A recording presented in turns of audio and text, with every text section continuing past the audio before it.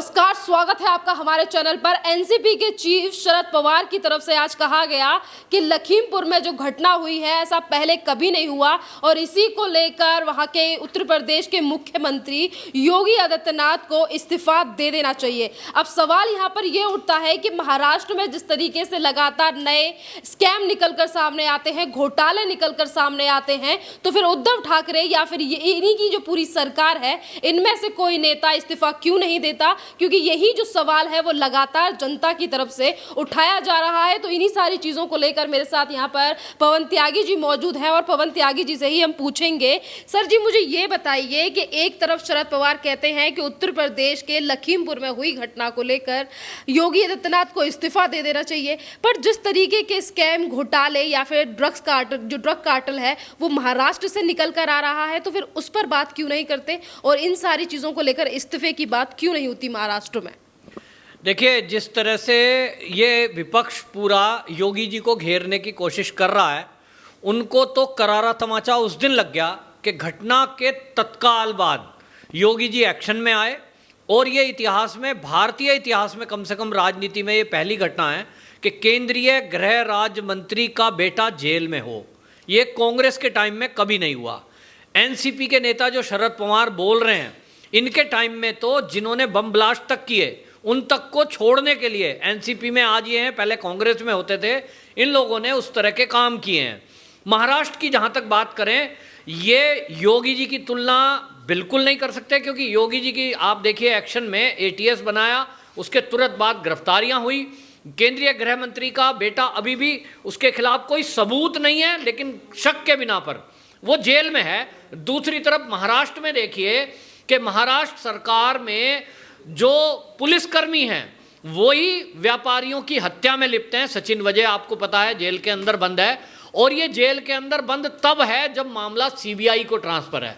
यानी जिस पुलिस की बात ये बागडोर इनके हाथ में है, उस पुलिस ने तो अभी तक कुछ किया नहीं, और वो पुलिस के कर्मचारी, अधिकारी, वो केवल व्यापारियों को डराकर उगाही करने का काम कर रहे थे, जिसका खुलासा हुआ है। और जिसमें सबसे गंभीर बात यह है कि एनसीपी के ही नेताओं के ऊपर भ्रष्टाचार के आरोप हैं, जिसमें कि अनिल देशमुख पर 100 करोड़ की उगाही का आरोप है।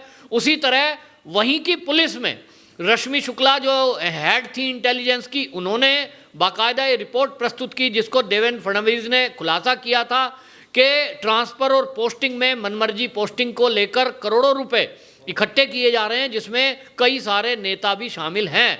तो अपनी सरकार के जो इनके भ्रष्टाचार हैं, अपनी सरकार में जो किसानों ने आत्महत्याएं की हैं, यहाँ तक कि जब से उद्धव ठाकरे सरकार आई है उसके बाद भी किसान की जितनी दुर्गति हुई है उसको लेकर ये कुछ नहीं बोल रहे हैं, और उस उत्तर प्रदेश में योगी जी से इस्तीफा मांग रहे हैं, जिन्होंने तत्काल इसमें एक्शन लिया और एक केंद्रीय गृह राज्य मंत्री के बेटे को जेल में पहुंचाया। तो ये शकल दिखाने लायक नहीं है। ये खामोखा सोनिया गांधी के इशारे पर ये सारा विपक्ष चल रहा है, ऐसा मुझे लग रहा है। और ये सब गठजोड़ है इनका कि मोदी और योगी को घेरने के लिए इनको शायद स्क्रिप्ट लिख के दी जाती है। वो स्क्रिप्ट पाकिस्तान लिखता है या चीन लिखता है, ये जांच का विषय है, लेकिन ये एक सुर में सारे लोग बोलते हैं। और योगी जी को टारगेट करने का इनका इरादा पहले से दिख रहा है, क्योंकि इनको योगी जी के खिलाफ कोई कार्रवाई करने, बोलने के लिए कोई शब्द नहीं है।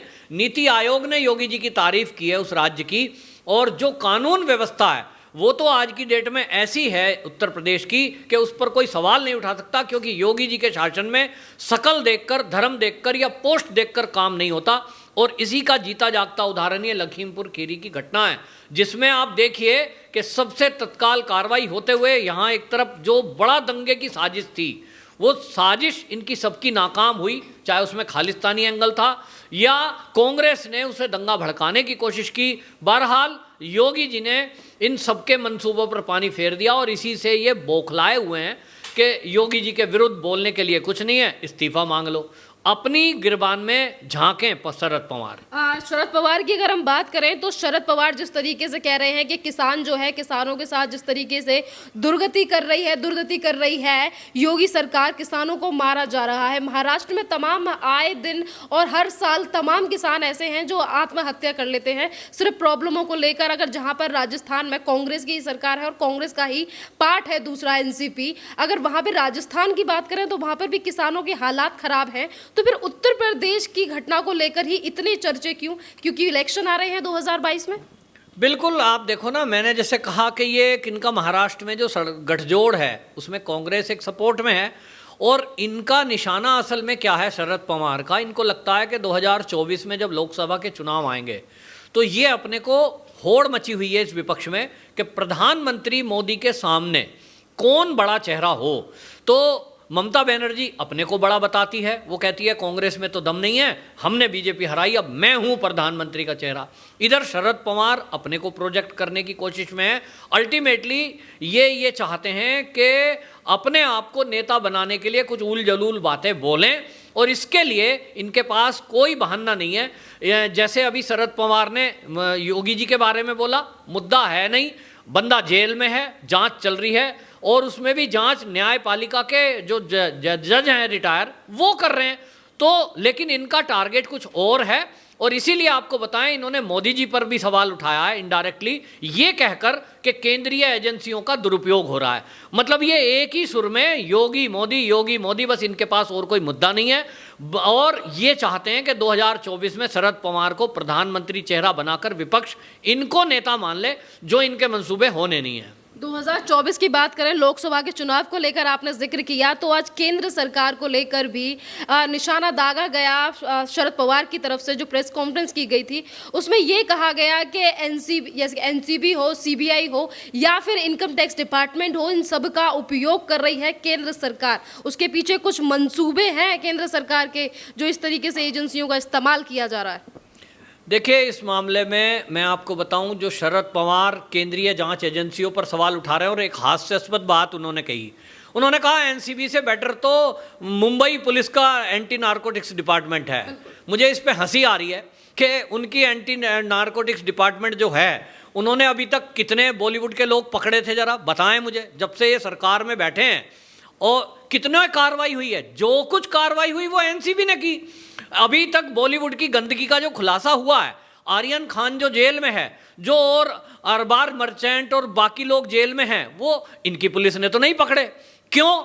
इनको पता जरूर है लेकिन कार्रवाई नहीं करेंगे, क्योंकि आपको बताएं रो के एक पूर्व अधिकारी हैं जिनका नाम है एनके सूद, बाकायदा उन्होंने इसके तथ्य सामने रखे हैं कि जब ये शरद पवार मुख्यमंत्री थे महाराष्ट्र में, सीरियल बम ब्लास्ट हुए थे, और वो सीरियल बम ब्लास्ट 12 हुए थे, लेकिन इन शरद पवार ने सीएम रहते हुए जब प्रेस कॉन्फ्रेंस की तो 13 बताए। क्यों बताए? क्योंकि 13वां इन्होंने मस्जिद का नाम लिया कि एक फला मस्जिद में भी ब्लास्ट हुआ है, और 13 बताए। तो वो रो के अधिकारी खुलासा करते हैं, और वो ये कह रहे हैं कि उस समय इन्होंने दाऊद इब्राहिम को बचाने के लिए और पाकिस्तान को क्लीन चिट देने के लिए, क्योंकि एक मस्जिद में धमाका हुआ है तो किसने किया? मस्जिद में मुसलमान तो करेगा नहीं। तो उस टाइम इनके दिमाग में ये तय हो गया था, और बाकायदा इनके सूद ने बोला है कि ये अहमद पटेल जो सोनिया गांधी का बहुत करीबी था, ये उसके इशारे पर चल रहे थे, और पाकिस्तान के ऊपर बात ना जाए इसलिए इन्होंने 13 जिक्र किया, 13 का। और दूसरी बात, बड़ी भयंकर बात उन्होंने खोली, जिसके तार आज शरद पवार जो बयान दे रहे हैं इससे जुड़ते दिखाई दे रहे हैं। उन्होंने बोला कि दाऊद इब्राहिम से इनके संबंध है। सीरियल बम ब्लास्ट में जांच एजेंसियों ने बाकायदा सीएम के सामने ये तथ्य रखे थे, प्रूफ रखे थे कि दाऊद इब्राहिम का इन धमाकों में हाथ है, इसको तुरंत पकड़ा जाए। लेकिन इन्होंने कोई कार्रवाई करने की अनुमति नहीं दी। यहां तक कि संपत्ति जब्त करने की बात जब अधिकारियों ने कही कि वो यहां से भाग गया है, उसकी संपत्ति जब्त करें, तो ये सीएम रहते हुए बयान दे रहे थे दाऊद इब्राहिम की तो महाराष्ट्र के अंदर कोई संपत्ति ही नहीं है। इस तरह से उन्होंने संपत्ति भी बचाई। अब आप देखो, मोदी सरकार जब आई है वो संपत्ति नीलाम हुई है, लेकिन इन्होंने मुख्यमंत्री रहते हुए बयान दिया था इसकी तो कोई संपत्ति ही नहीं है। क्यों? दाऊद इब्राहिम को कहीं ना कहीं इन्हें बचाना था। आज वही दाऊद इब्राहिम, और आपको एक और खुलासा करता हूं, दाऊद इब्राहिम के टाइम में जब ये जेल में मतलब विदेश में है, भाग गया था, उसके बाद उसने एक शर्त रखी थी कि मैं यहाँ इंडिया में सरेंडर कर सकता हूँ, जो मेरे ऊपर आरोप लगे हैं सीरियल बम ब्लास्ट के। मेरी एक दो शर्त हैं, और वो शर्त क्या बताई थी, बहुत छोटी सी शर्त थी। एक तो उन्होंने कहा कि मुझे जो है यहाँ क्या करना चाहिए, उन्होंने कहा मुझे, मेरी शर्त है कि आर्थर जेल में रखा जाए, कंडीशन रखी। और दूसरी उन्होंने कहा मेरे ऊपर 3rd डिग्री का प्रयोग ना हो, मैं जो बताऊंगा अपने आप बता दूंगा बम ब्लास्ट के पीछे कौन था, क्या था। और इसके बाद आपको बताएं, ये दो छोटी सी मांग मानी नहीं उसकी, दाऊद की। क्यों? क्योंकि दाऊद इब्राहिम अगर इंडिया आ गया तो कहीं इनकी पोल ना खोल दे। जो सौदे हुए हैं कहीं, मुझे लगता है उसके पीछे कोई डील है, और इसलिए ये उसको बचाने का काम उस टाइम कर रहे थे। और आज भी जो ड्रग माफिया हैं उनके तार दाऊद से जुड़े हुए हैं, और इसीलिए इनकी हर बयानबाजी वो है कि ये उनको क्लीन चिट देना चाहते हैं। एनसीबी को कटघरे में खड़ा करेंगे तभी तो ये लगेगा कि जो कार्रवाई एनसीबी कर रही है वो तो फेक है। जो यहाँ पर जनता की तरफ से एक सवाल ये है जो लगातार लोगों की तरफ से अब उठ रहा है, सोशल मीडिया पे भी अगर हम देखें तो जैसा कि आपने बताया कि एनसीबी को कटघरे में इसीलिए खड़ा किया जा रहा है क्योंकि कुछ ना कुछ ऐसी चीजें हैं जिन्हें छुपाने का प्रयास किया जा रहा है। सवाल यहाँ पर यह भी है कि एक तरफ अगर लखीमपुर में एसआईटी का गठन हो चुका है, जांच चल रही है, उसको लेकर सवाल खड़े किए जा रहे हैं शरद पवार की तरफ से। महाराष्ट्र में अगर एजेंसियां जांच कर रही हैं तो कहा जा रहा है कि सेंट्रल जो सरकार है वो इस्तेमाल कर रही है इनका। तो फिर मुंबई पुलिस का भी तो इस्तेमाल महाराष्ट्र की सरकार कर रही है, और तभी उसकी पैरवी क्यों की जा रही है? सवाल ये जनता का है, जवाब दे दीजिए जरा। देखिए, इनके जो मंत्री हैं वो मंत्री फरार हैं।